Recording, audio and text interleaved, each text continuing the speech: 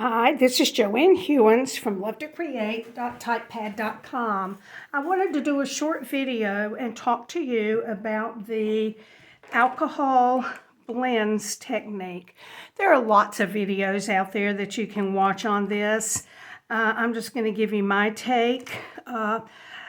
It's best to use alcohol that is 91% or higher.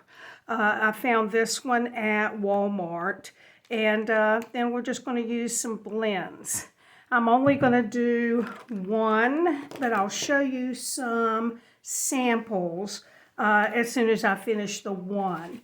And you're going to need for this a piece of vellum. I am going to be using a paper towel to help me. And then I have in this container just a little bit of the alcohol. I have a little brush that I'm going to use. I have some Wink of Stella.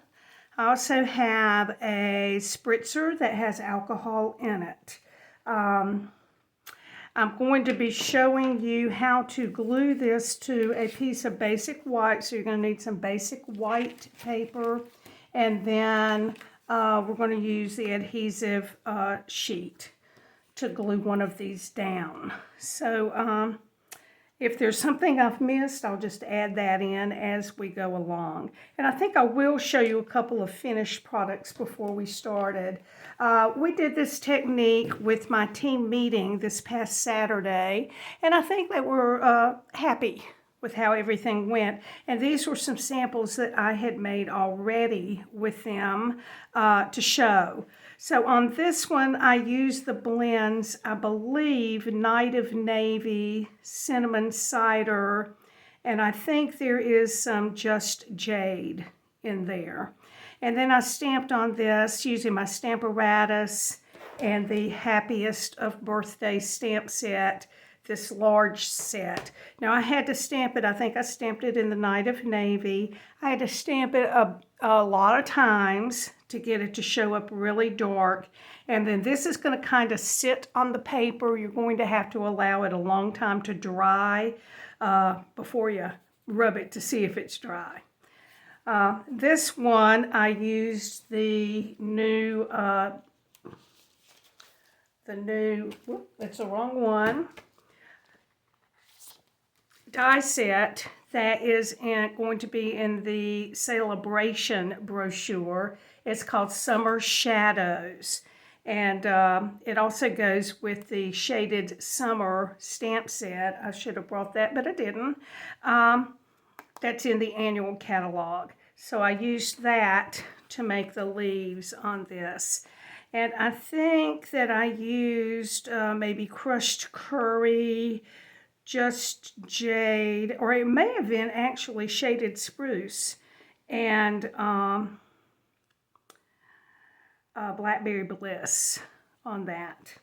And then here's one that I used, or that I made with the pinks. I had polished pink, Granny Apple Green, and I think Bermuda Bay on that. And I used my artistic dies to cut out this in gold and put it on there. So they do make really, really pretty cards. Let's get started. For this one, I'm going to use 4 of the blends, and what I've pulled out is dark Granny Apple Green, dark Night of Navy, dark Shaded Spruce, and dark Cajun Craze. So I'm using darks, and we'll see what happens. I really think you get a better look with using some of the darker colors. So what we're going to do is just take them. We're going to use the fat end, as there's a skinny end and a fat end. And we're just going to color some blobs on our paper. You don't have to be careful with what you do, but you are going to end up with the whole piece covered. So we'll do that. I'll add in my Granny Apple Green, again with the thick.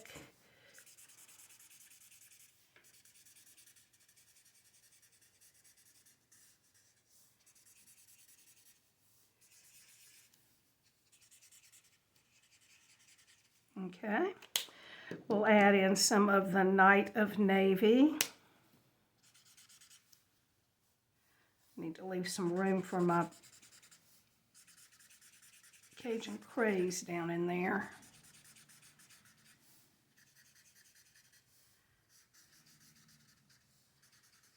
Okay, and we'll finish the rest up with the dark Cajun Craze. Now this doesn't harm your markers. You're going to color kind of from the side anyway when you use the markers. You don't color from the tip. And it is a good one if you have a frayed tip to one of your markers. That's a good one to use, so you can get some of your ink out of there. But it really doesn't harm them. So I'm going to take my brush and dip it into the alcohol, and I'm going to do one color at a time. So I think I'm going to start with the Granny Apple Green. And I really do have pretty much alcohol on my brush. Now you can already see that it's moving the ink. I'm going to take that and rub off the color before I dip it back in. If you get all of your colors really mixed up a lot, it's going to end up just having a brown look. So you want some mixture, but maybe not all of it. And I just did it backwards. Okay.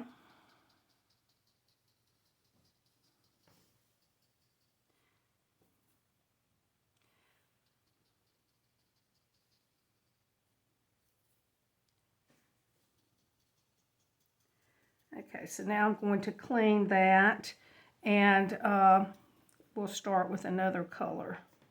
I think I'll go on to the Cajun Craze.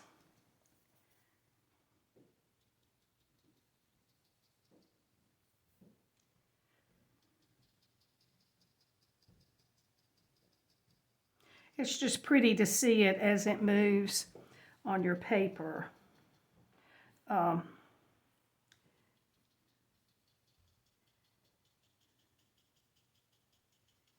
It makes kind of little circle looks, and I love the darker that comes in there some. So I think that's all of my Cajun Craze. I'm going to go ahead and do the shaded spruce areas. And this, I've seen some people that blow or use their heat tool to get this dry quicker, or blow on it with some sort of utensil. I don't think that I'm going to bother with that. Just did that backwards. Because it does dry, it dries pretty quickly because there's so much alcohol in there. Okay, and you can see the paper is curling up a little bit. That's okay. What are you thinking about the colors on that? I see what I missed there.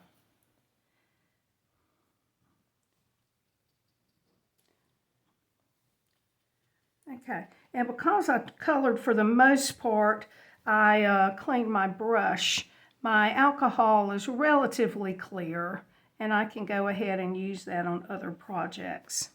So while that's drying, I'm just going to let it dry a few minutes.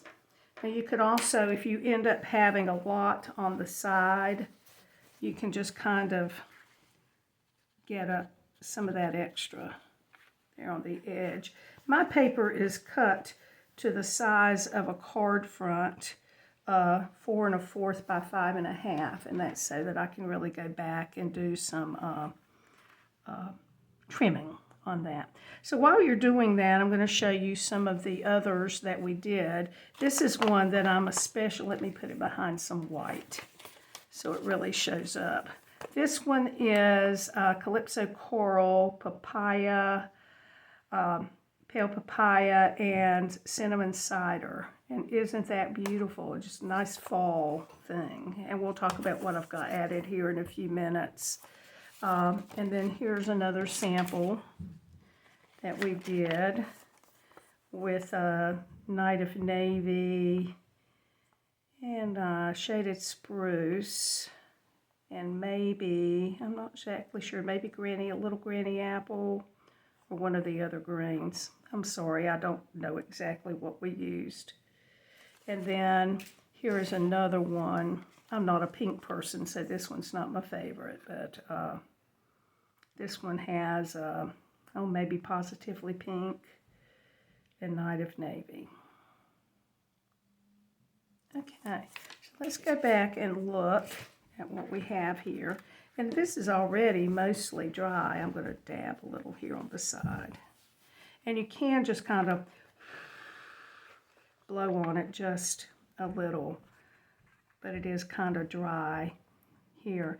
Now, if you wanted to, you could take this a step further. So I have a spritzer here that has that alcohol in it, and I'm going to just do a little spritz. Now, I'm going to tell you that I'm spritzer challenged, and who knows where this is going to head. I always think I have it headed toward the right way, and then it goes opposite from what I think. So you can see I mostly missed that, but you can see how it's getting, the color is moving again.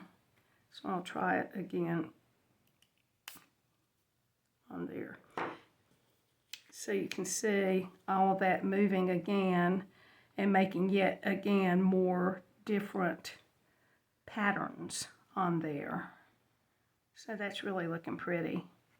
Now if you wanted to, you could add a little wink of Stella if you wanted it to look, I'm just going to put some up here. If you wanted it to look a little shiny in places, I'm going to add some where it's still a little bit wet. Okay. Or you can just go back after it's dried a little and do just a little line next to some of the natural lines in there. Of course, you don't have to do the wink of Stella at all. You could do a blob. You could hit it against something and get some dots on there. Now, some of these ideas I got from Patty Bennett. So I'm going to tell you that you may want to check out Patty Bennett's video about this technique. And you can even take some of your color and flick it down on your paper. But you may feel like that it was just perfect before you added these extra things. Some of the people on my team felt like that. And you can make it what you want to make it, okay? So that's really about the technique. That's about all there is on there. So I'm going to move this out of the way. Now, since I've added the wink of Stella, that's going to take a little while to dry on this vellum cardstock. So I'm just going to set that aside, and I'm going to bring in this piece, and we're going to adhere this to some white, basic white cardstock. So I'm going to bring in a piece of the adhesive sheets that I have already cut to the size of the paper. And we're going to put this on. You know, oftentimes vellum is one of those things that it's hard to put on a surface without the adhesive showing that you use on the back. Well, you can use this. You can do the technique where you put some glue down and use a sponge to disperse the glue. Or really and truly, your seal will work on this. You're just going to need to burnish it well after you get your adhesive down. So let me add this last little bit here.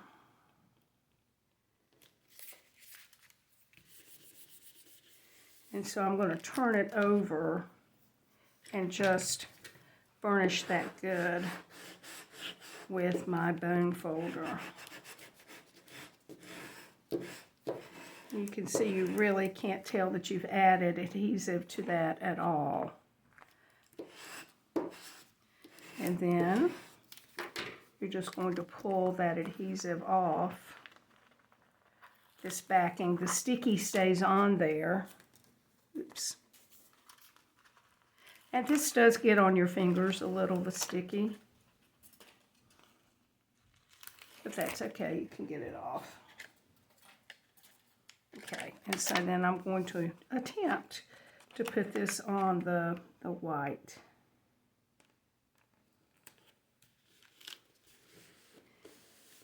And again, you may want to burnish that. And that's ready to trim the way you want it, to the size you want it. You could even cut that in half and do 2 cards with it if you want. So I'm going to link this video to my blog post, and I have on there about my team meeting, some of the people on my team and doing their creations, and a few of them finished their cards, and and they gave me permission to put them in my post. So I'll link all of that so you can go and take a look. You can always join the Love to Create team. I'm happy to have you. Just get in touch with me if you are interested. And here are some of the samples I showed. Here is one I didn't show that has greens and yellow. Now on this one I messed up getting the backing on straight, but this part right here I could cut and use on a card. So there you go, quick and easy. This is the alcohol and blends technique. So thank you so much for joining me. I appreciate it. And have a wonderful day. Go stamp something.